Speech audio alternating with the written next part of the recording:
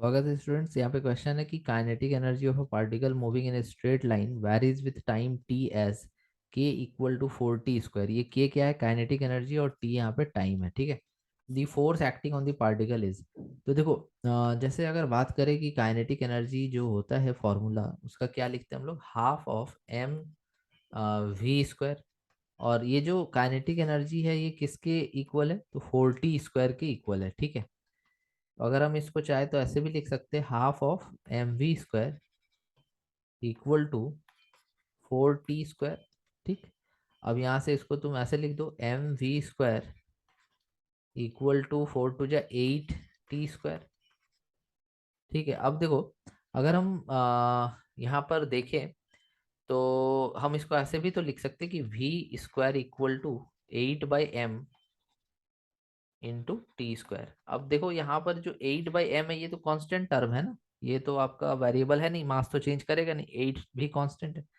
तो इससे हमको ये पता चल रहा है कि जो भी वेलोसिटी का स्क्वायर है वो डायरेक्टली प्रोपोर्शनल है टी स्क्वायर के, या दोनों तरफ रूट करके अगर बात करो तो v is directly proportional to T. ठीक है। तो अगर आपका वेलोसिटी और टाइम आपस में डायरेक्टली प्रोपोर्शनल है, दैट मीन्स कि अगर आप vt ग्राफ बनाओगे तो कुछ ऐसा ग्राफ बनेगा, स्ट्रेट लाइन बनेगा, क्योंकि वी और टी क्या है? प्रोपोर्शनल है।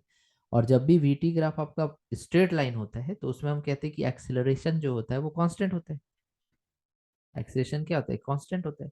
तो अगर एक्सेलरेशन कांस्टेंट है दैट मीन्स फोर्स हम क्या लिखते हैं? मास इनटू एक्सेलरेशन। तो मास चेंज तो करेगा नहीं, एक्सेलरेशन कांस्टेंट है, हमको पता चल गया यहाँ से। तो यहाँ पर force acting on the particle is constant. तो इस तरह से इस सवाल को बनाना था। एक और तरीका हम यहाँ पे बताते हैं कि अगर हम यहाँ पर जो भी इक्वेशन है इसको लिख दें।